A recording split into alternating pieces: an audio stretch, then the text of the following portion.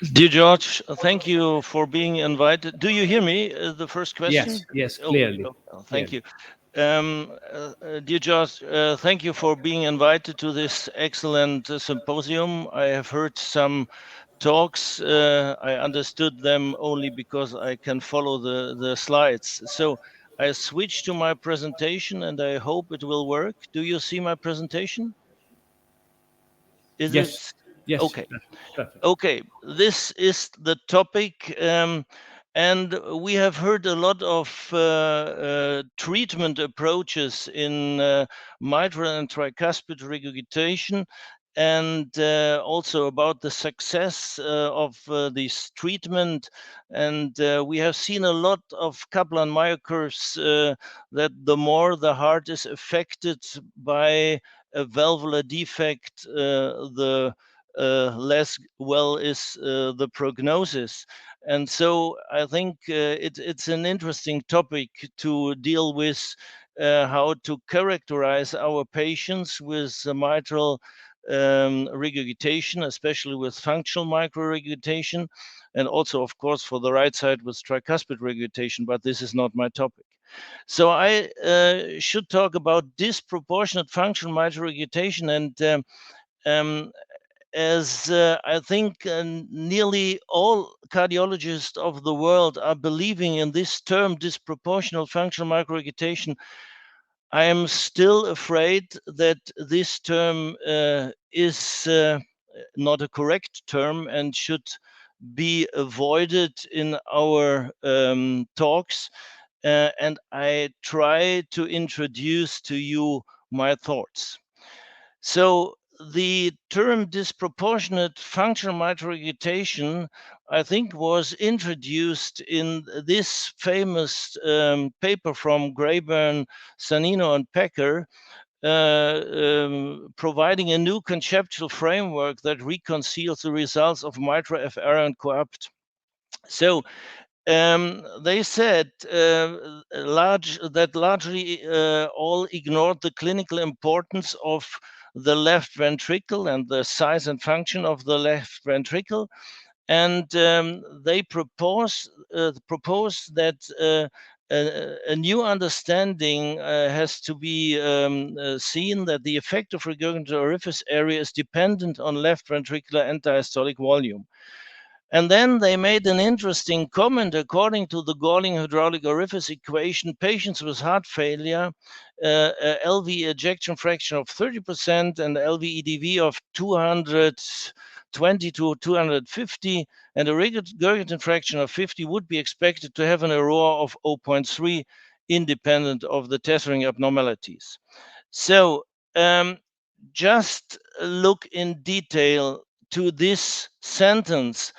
They said the MR in these patients is proportionate to the degree of LV dilatation and can respond to drugs and devices that reduce LV EDV.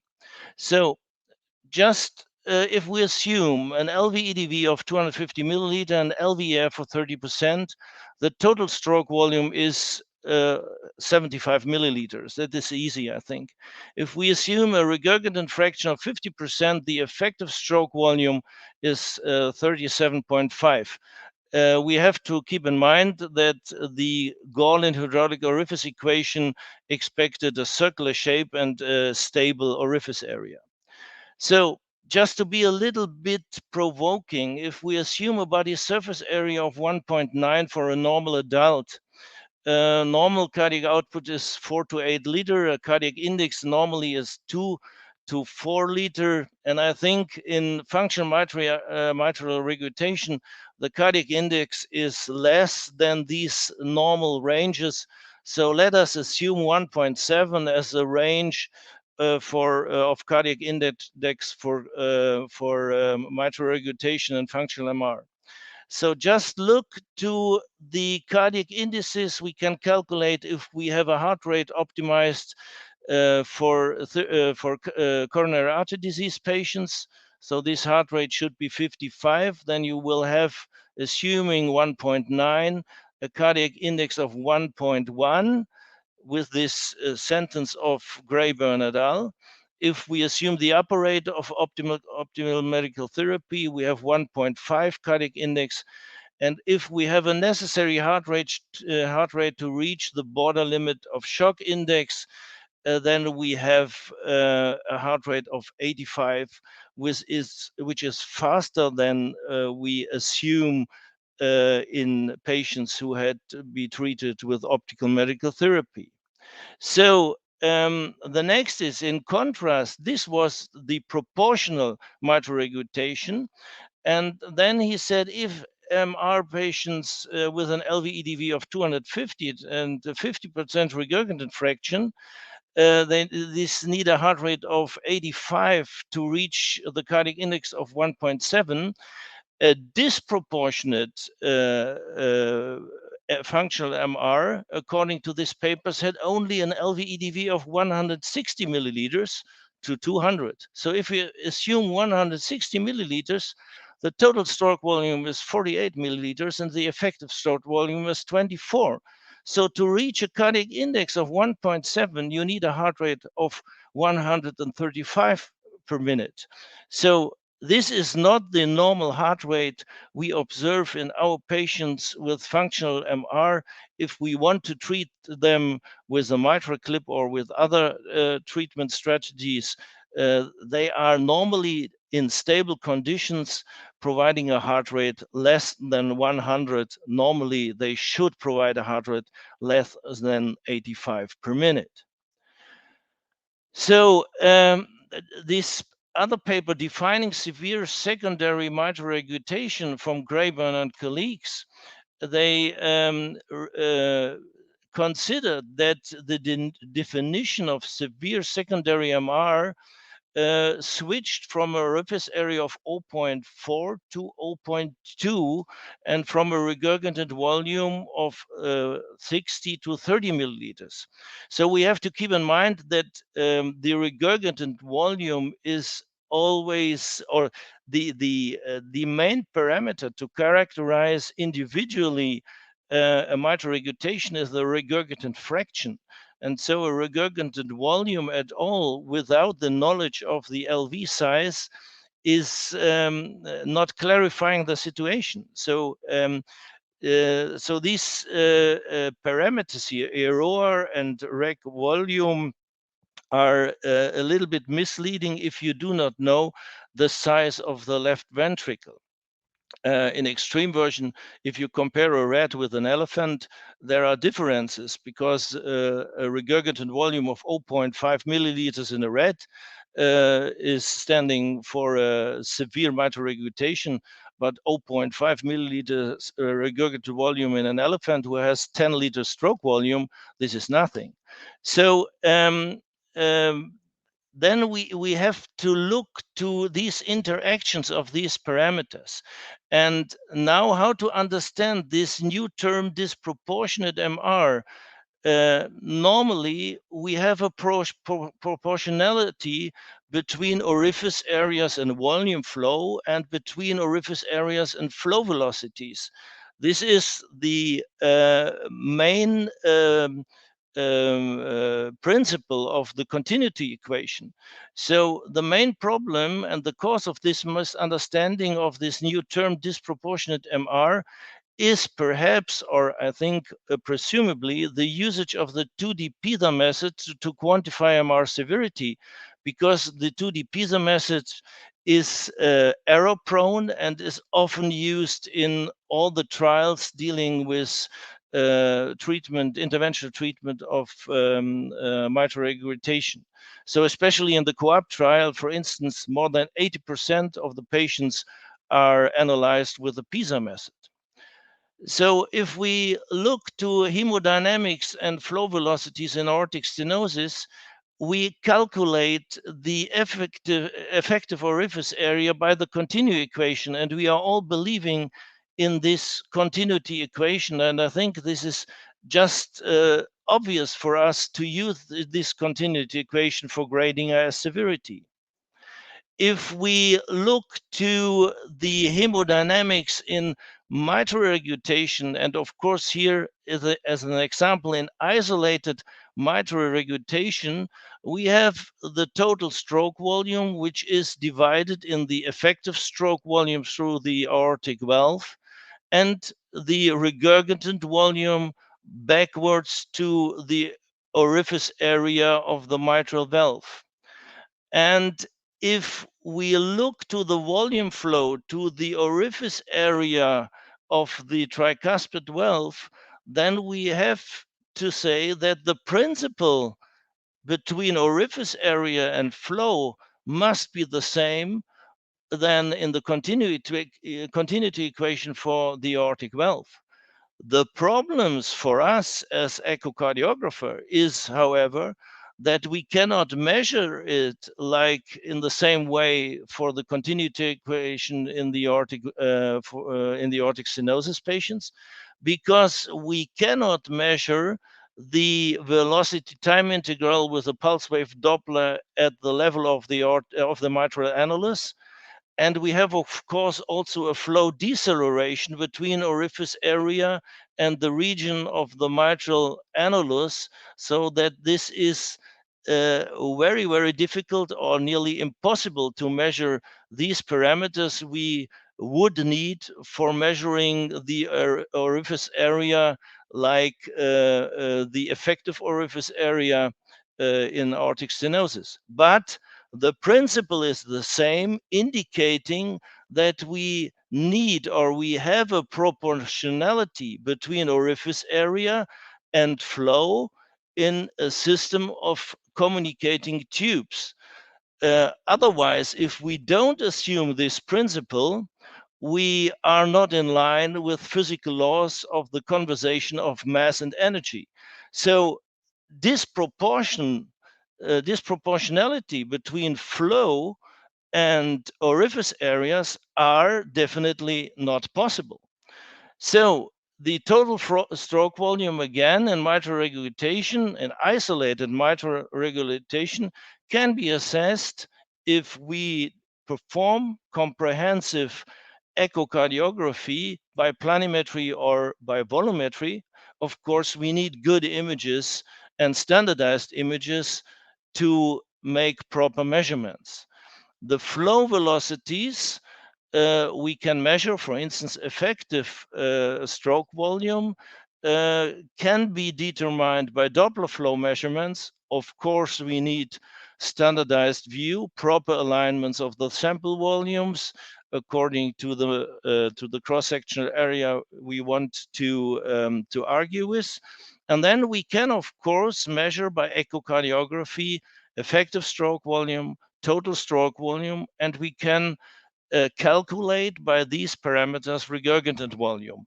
And this regurgitant volume is not the regurgitant volume we normally calculate by the error-prone PISA method. So the easy take-home message by this discussion for me, and perhaps for everyone who is believing in the physics of in the laws of physics, disproportionate FMR cannot exist. And therefore, it's absolutely unclear whether this term is so frequently used, but this is perhaps only my opinion, and perhaps after this talk, I will get some friends more that they are also don't like this term.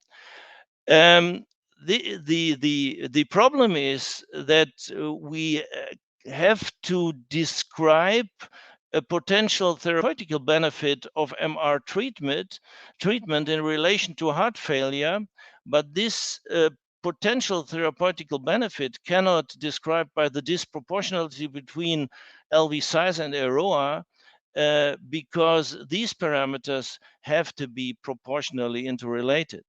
So the lesson is clear: the more FMR is disproportionate in your estimations, the more measuring errors must be made by the echocardiographer. So if we see here a scheme, and here I assumed a normal cardiac index of 2.0, 2.1. So if we have a normal heart rate of 65 and a total stroke volume of 60 milliliter, then you will get 3.9 liter per minute cardiac output, which represents, assuming a normal body surface area, cardiac index of 2.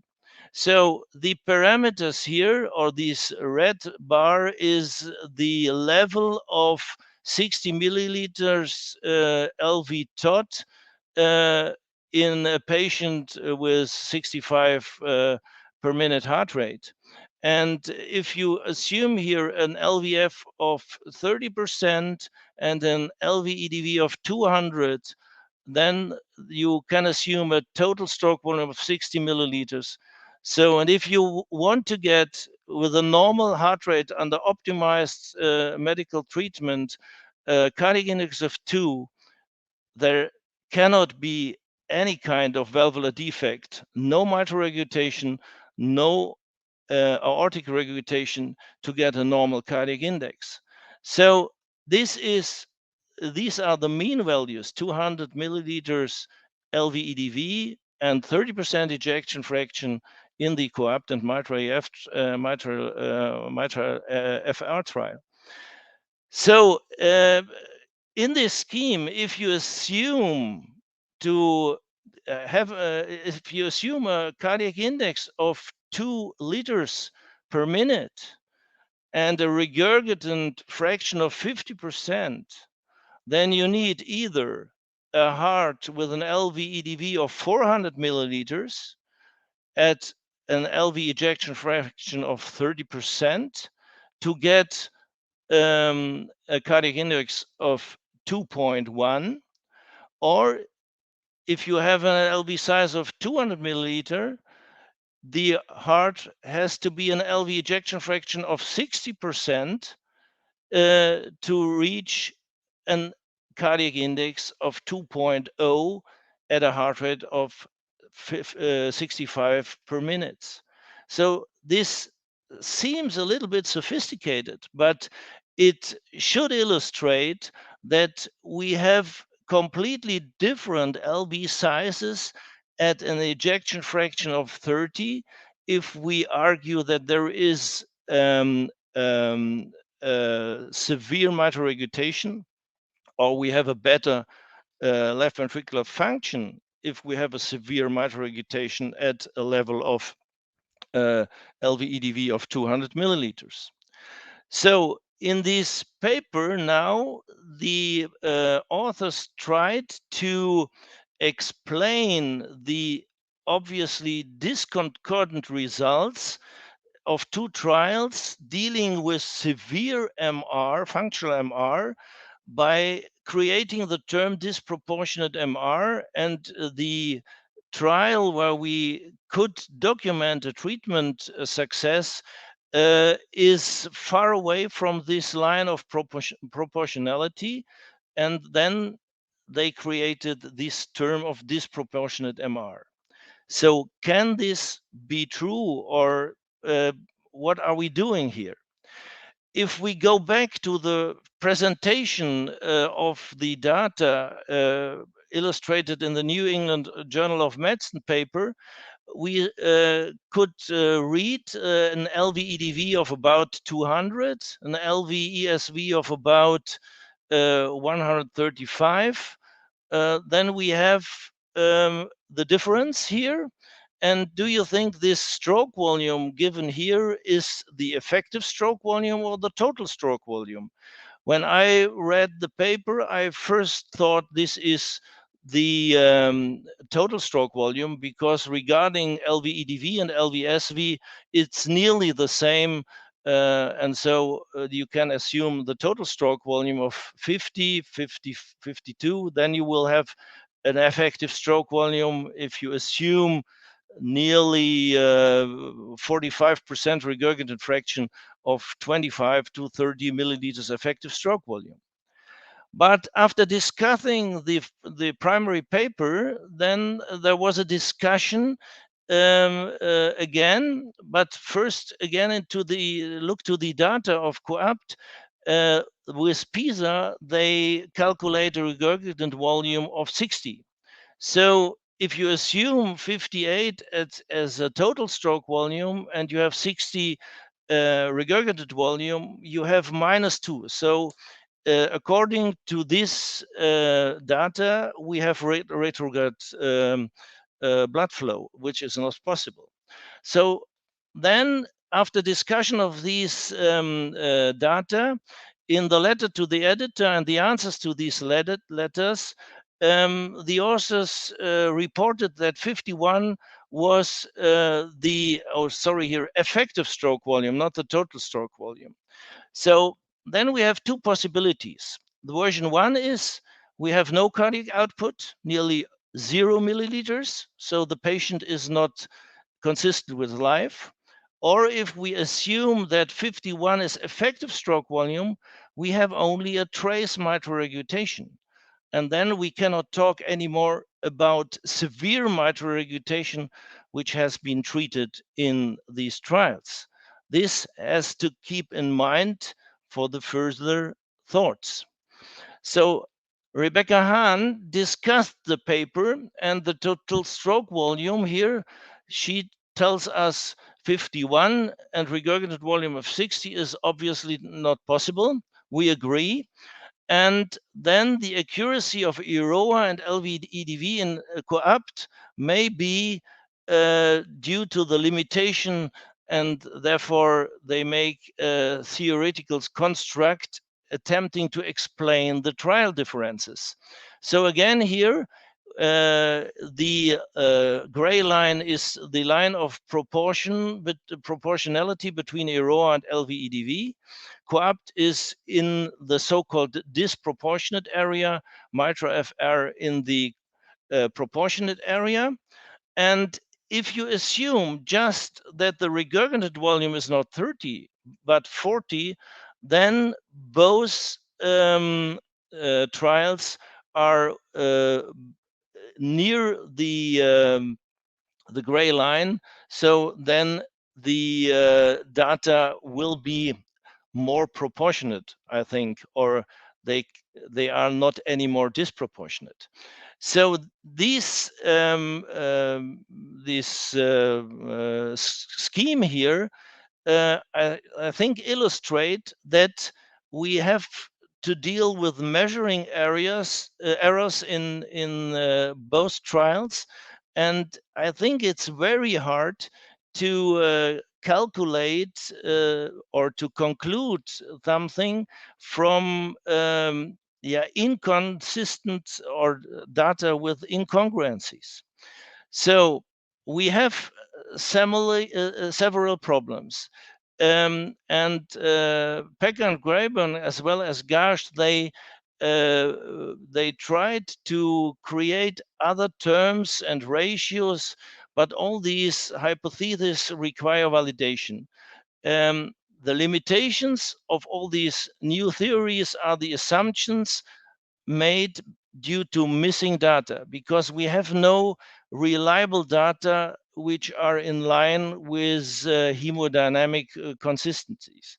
So Rebecca Hahn, she concluded echocardiography should be conclusive, and I added variable and correct.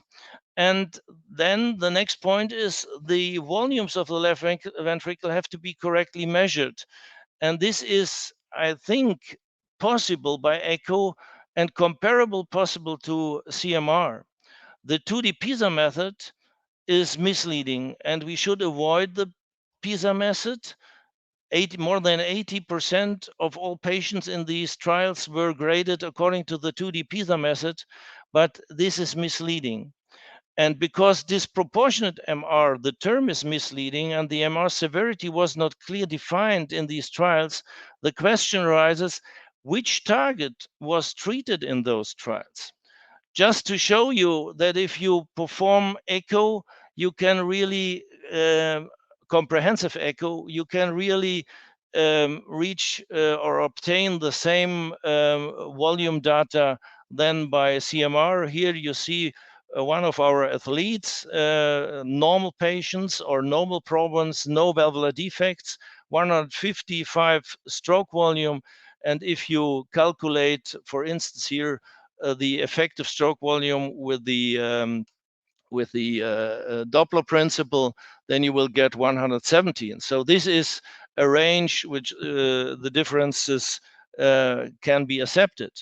And we have another interesting tool in echo. We have many modalities to compare. So here another example in CMR, this stroke volume was 106. If you use biplane planimetry, and if you have excellent images, you will get 104. If you use triplane imaging, you will get 106. If you use LV volumetry in a 3D data set of the same patient, you will get also 106. If you use the right ventricle as a checking mechanism for your effective stroke volume, because both ventricles, if there are no defects, have to have the same total as effective stroke volume, you will get here 104 milliliters stroke volume. And if you even perform in a heart with normal geometry, LV geometry, an old-fashioned M mode, you will get, of course, not for the LVEDV due to the mathematical assumption, but for the stroke volume, you will get the same 106 milliliters. And if you perform here with the automatic analysis as well as with the manual analysis, the LV effective stroke volume with the Doppler using the LVOT, you will get a range between 100 and 103 milliliters. And if you perform the same using the right ventricular outflow track, and I like to do the same as in MR, to use the pulmonary trunk as the reference cross-sectional area, then you will get 106 milliliters. So you have the possibility to compare these parameters, these volume parameters in comprehensive echocardiography. And if you are not sure if you use Doppler echocardiography with the cross-sectional areas, in patients with valvular heart diseases, you can make a transesophageal echo to measure the cross-sectional areas at the respective levels of your sample volumes for pulsed wave Doppler spectrum in a 3D TOE to get the correct cross-sectional areas. So the 2D PISA method is most often overestimating aurora and rec volume, and therefore I think we know the limitations. The PISA radius is not constant during the cardiac cycle, and this is the most obvious limitation of this method. And the second point is that the recommendations tell us we have to measure the PISA radius from the vena contracta to the proximal or proximal PISA convergence zone. All the schemes showing us that we should measure from the entry of the orifice to the convergence area. So this is a severe difference between our schemes and the recommendations, which produce severe overestimation. So because disproportionate MR is misleading and MR severity was not clearly defined in these trials, the question arises which target was treated in those trials, especially in COAPT, where the message was that the treatment is effective. And it was a randomized trial, and this trial documents a therapeutic effect. So then we have to look again a little bit in the baseline characteristics. And this is, for me, also a critical point we have to discuss. If we take a baseline TTE, which is within 90 days prior to intervention, and the baseline TE, which is within 180 days prior to intervention, as you can see in the supplementary appendix of COAPT. And again, we have also have to keep in mind that in the follow-up, there was a significant treatment effect or significant treatment differences between the treatment arm and the conventional arm in these trials. And we know from the PRIME trial that baseline therapy is markedly influencing the amount of regurgitation. Of course, it was argued that the treatment could be increased due to the better clinical situation of the patients, but this has to be proven prospectively, I think, by a better baseline TE.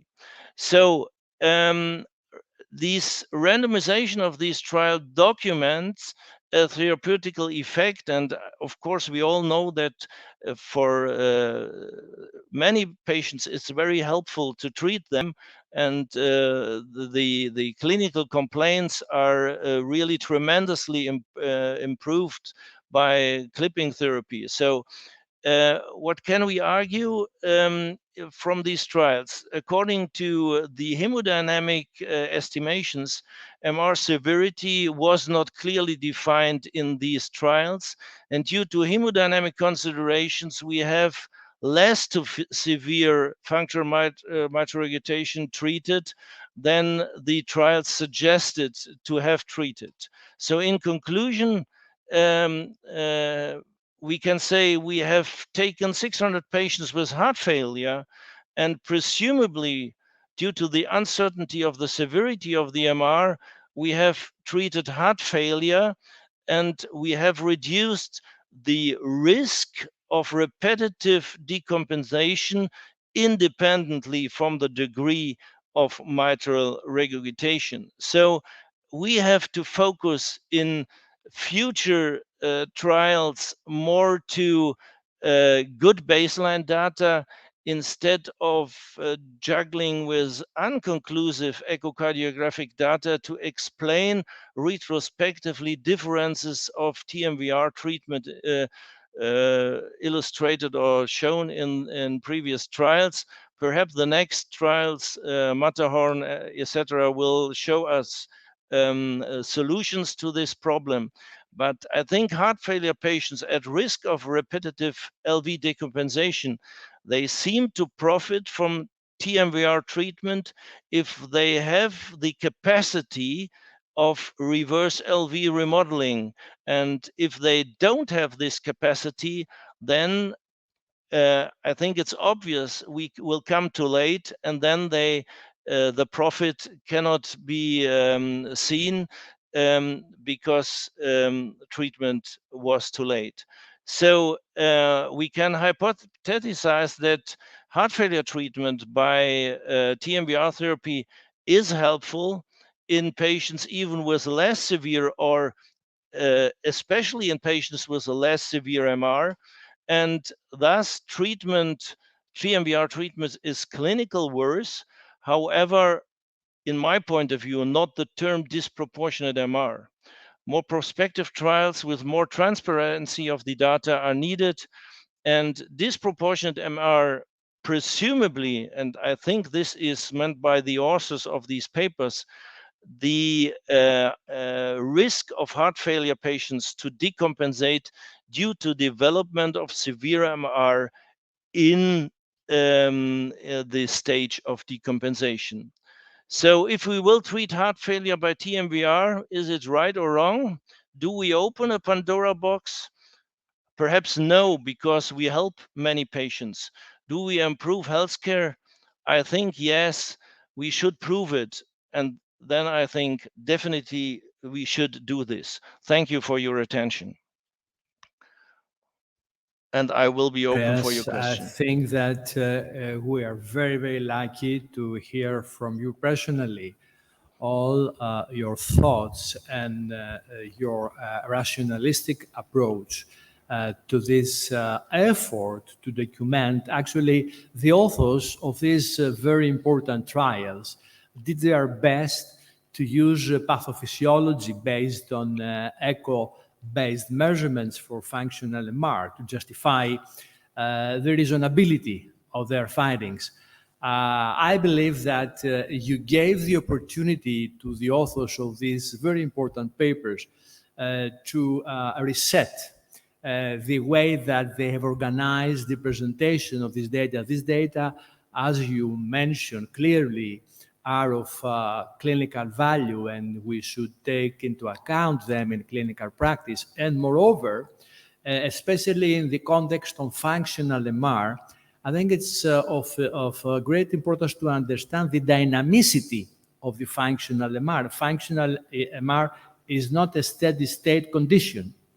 Quite often in clinical practice, we may ameliorate the mitral regurgitation, the functional MR, by the modifications of treatment. And as you mentioned, when you have such a long time before the intervention, 90 days, 3 months, it's a long period, and during which period of time a lot of dynamicity might have occurred. Yeah. So we have made by the German working group cardiovascular ultrasound of the German Society of Cardiology a paper about mitral regurgitation, where we proposed a standardized analysis of mitral regurgitation, especially in trials. And the prerequisite was to compare under optimized medical treatment the day prior to intervention by TTE, the mitral regurgitation, and at hospital discharge at life conditions. And of course, we should compare during the intervention, during sedation, and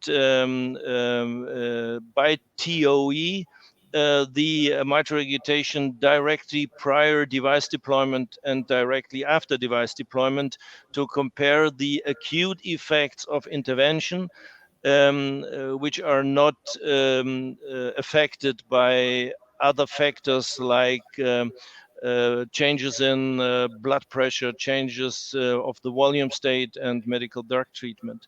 So this was or would be my dream of a good clinical trial, to have really these data in real life conditions 1 day prior intervention, and as soon as possible after intervention by TTE, and of course pre and post during TOE during the intervention. This would be the best way to analyze the dynamics of mitral regurgitation. And probably, Andreas, in addition to this very elegant contribution of your working group, in addition, we should take into account that quite often there is also a dynamic change of the mitral regurgitation when the patient has even a small workload of 50 watts.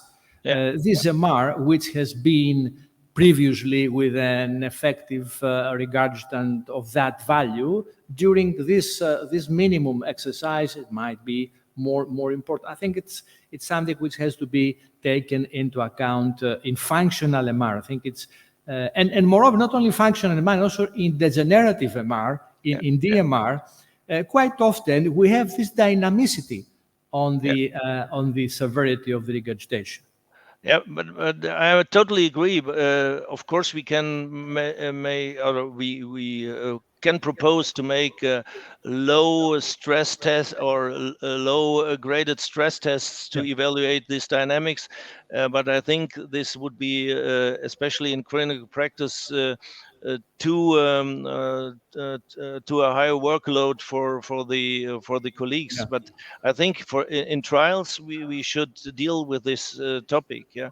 So I think that the TMVR treatment could be indicated for much more patients than for patients with severe MR, but we have to analyze it. And I think the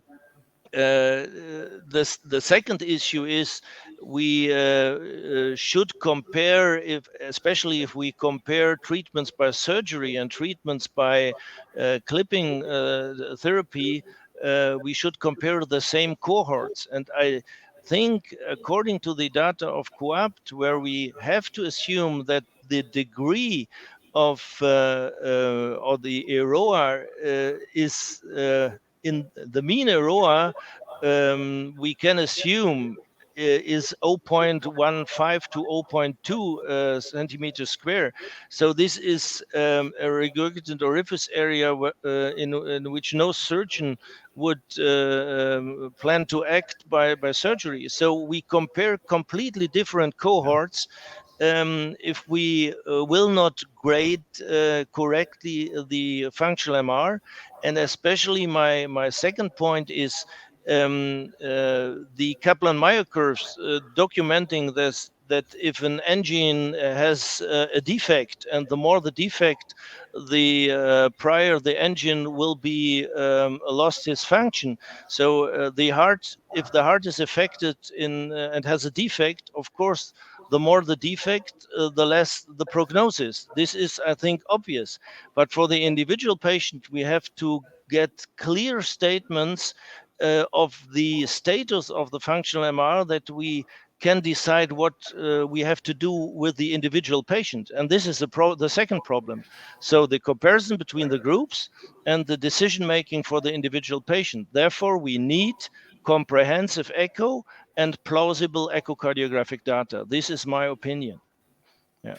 Thank you so much. It was a great, it's a great opportunity to have these inputs from you. All the best, and looking forward to see you in physical terms. Yes, I hope I see you soon, George. Thank you for invitation, and All the greetings best. to Bye. all the colleagues. Yeah, bye-bye. Bye.